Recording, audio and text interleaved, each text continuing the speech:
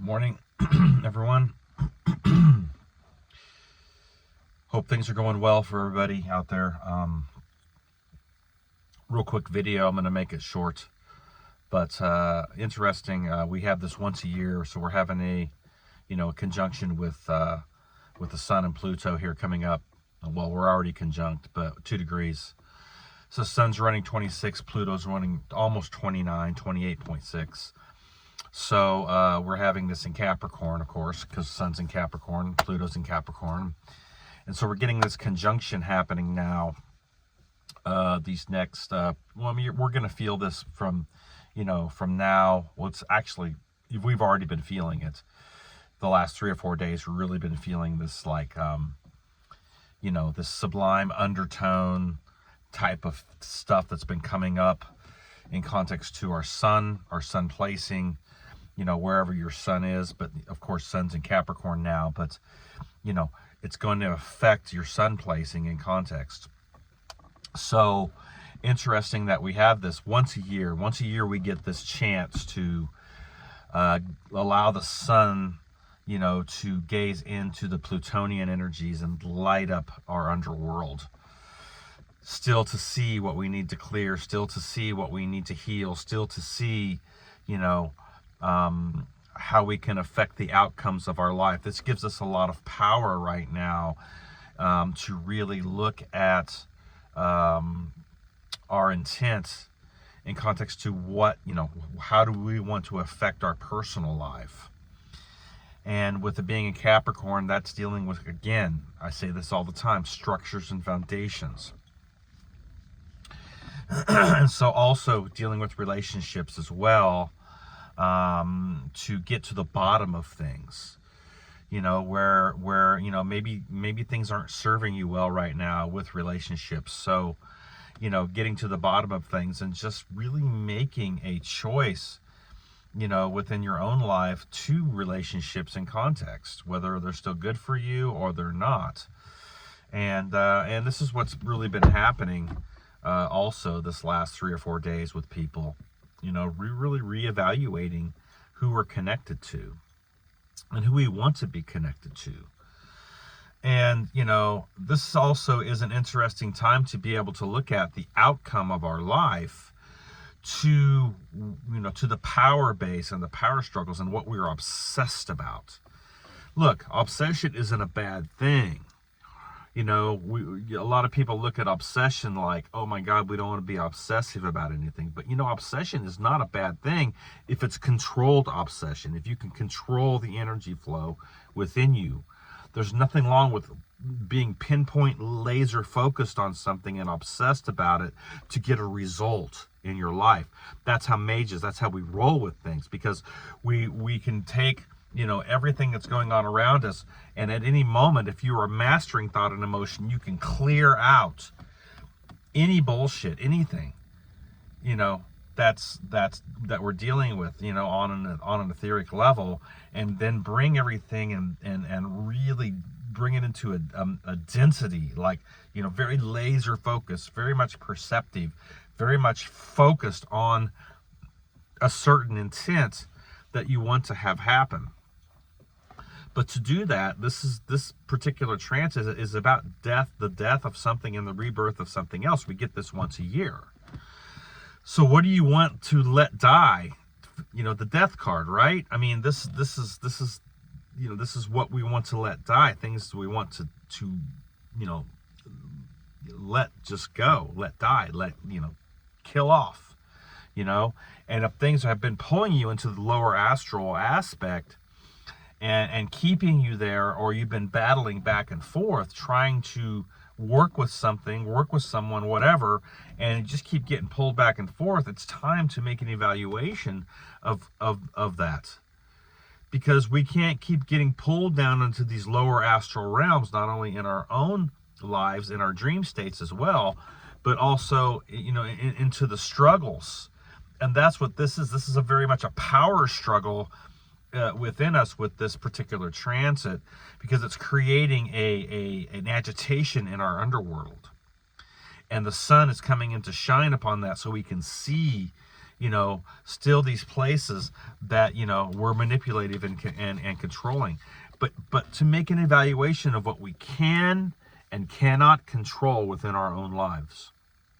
And to boil it down, you can't control anybody else's thoughts, emotions, or actions on how they project onto you. All you can do is distance yourself from that or cut that off.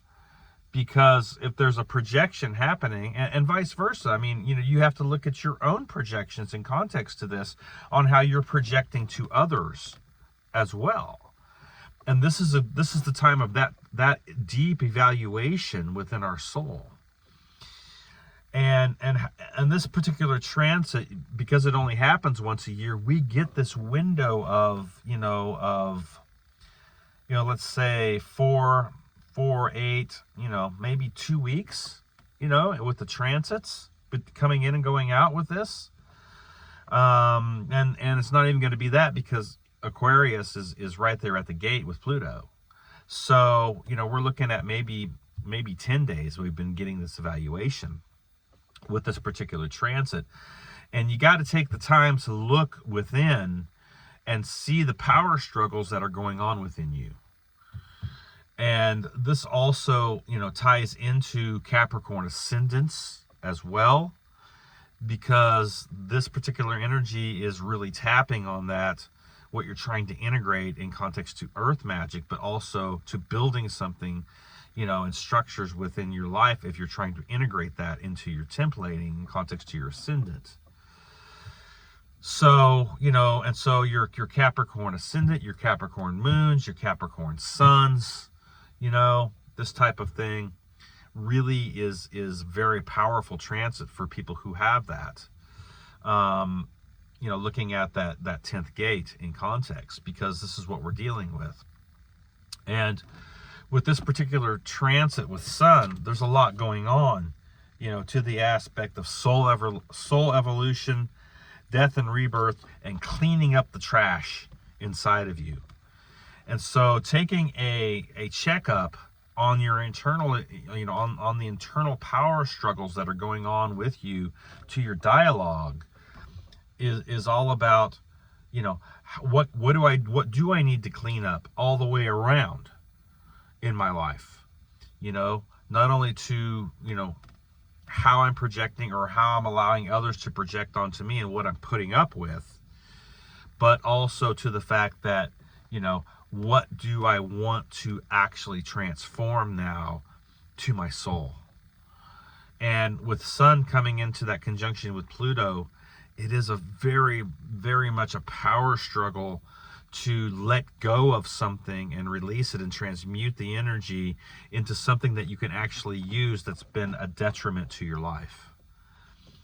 And so all the Scorpio energy is sitting there waiting to transform something with this particular transit, but you have to take a look at the mirror. You've got to look at it, and you've got to take an evaluation of what you actually want to let die and what you actually want to rebirth. And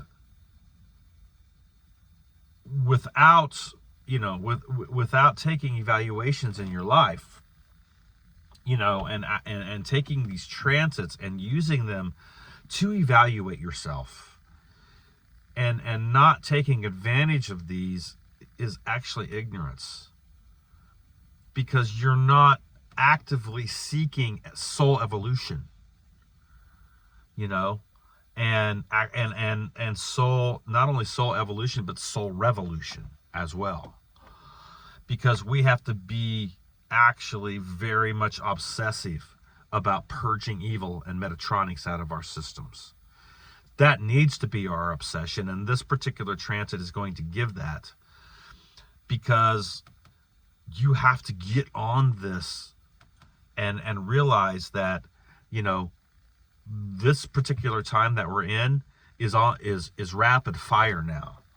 We're not fucking around anymore. The solar spiral, with these transits and how they're moving to the alchemical process, are not fucking around.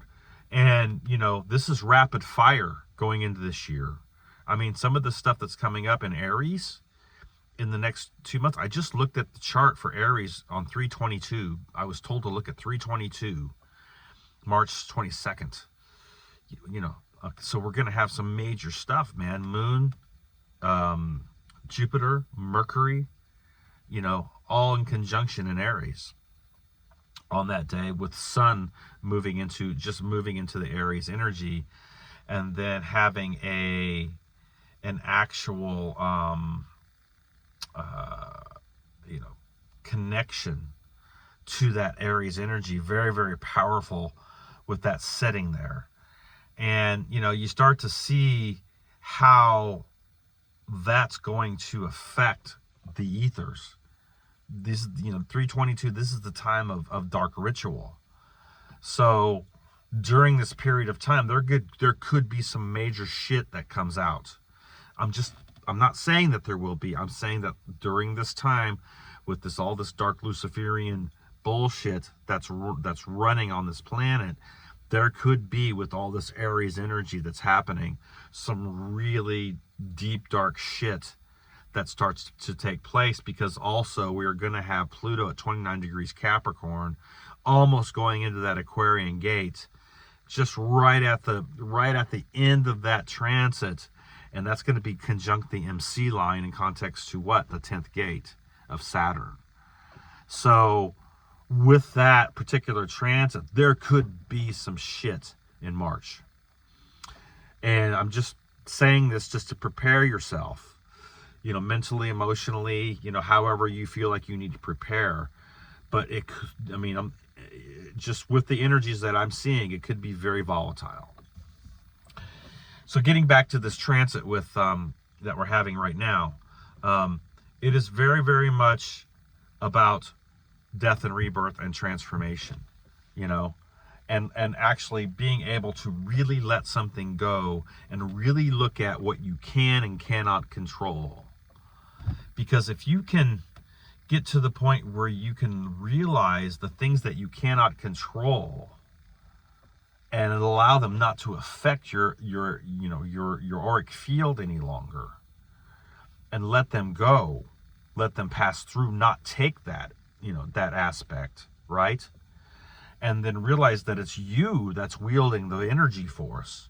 And so what you can control is that, and not taking energy that doesn't belong to you as if it's yours.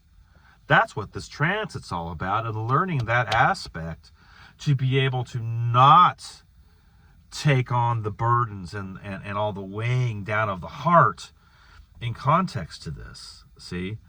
And that does deal with the 7th gate, as well, to Libra.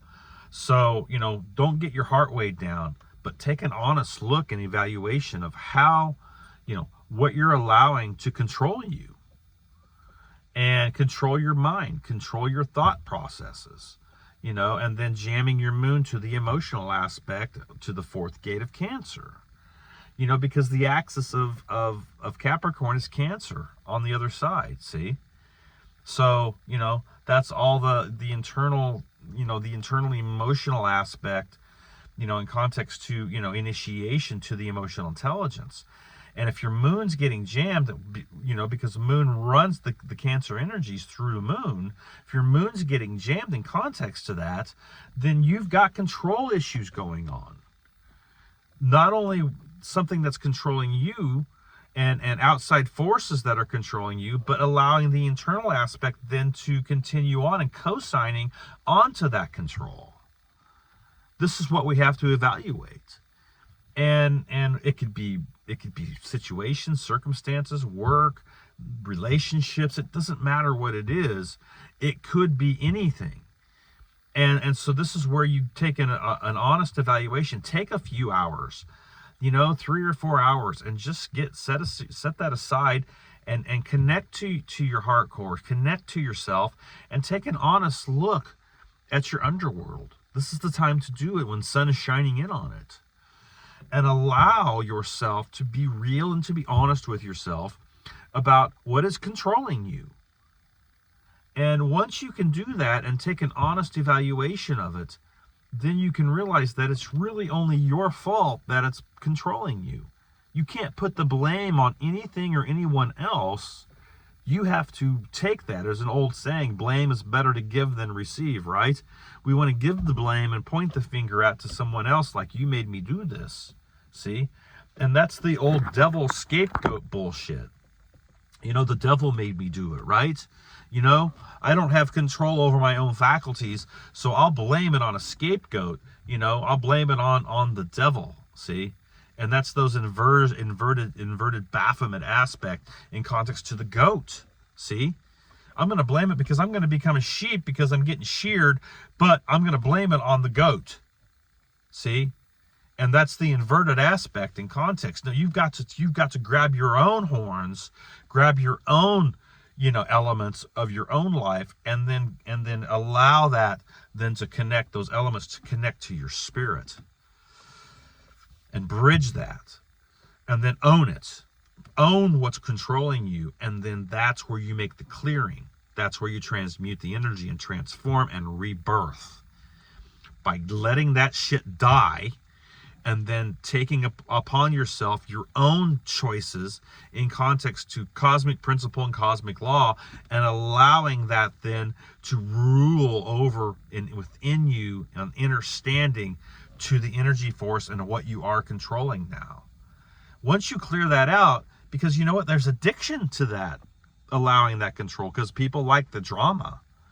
They like the all the bullshit that's coming up with, you know, around them and within them, and dealing with all that shit. Who wants that bullshit? Get it together and take an evaluation on your internal soul. Look at it. We all have dark, deep secrets inside that we've carried our whole lives that either no one knows about or very few people. And those are the things that, you know, that are still allowing things to control us, because they hook in on the emotional aspect. And then that's where they ride in through the solar plex in context to the sun, actual sun. And we haven't bridged that to our heart. And so what happens is that we get manipulated to our lower aspects in context to our sacral and our root chakras. And then also what's under the earth in context to the chakra system. And then that has nothing to do with connecting to the actual sun of the planet.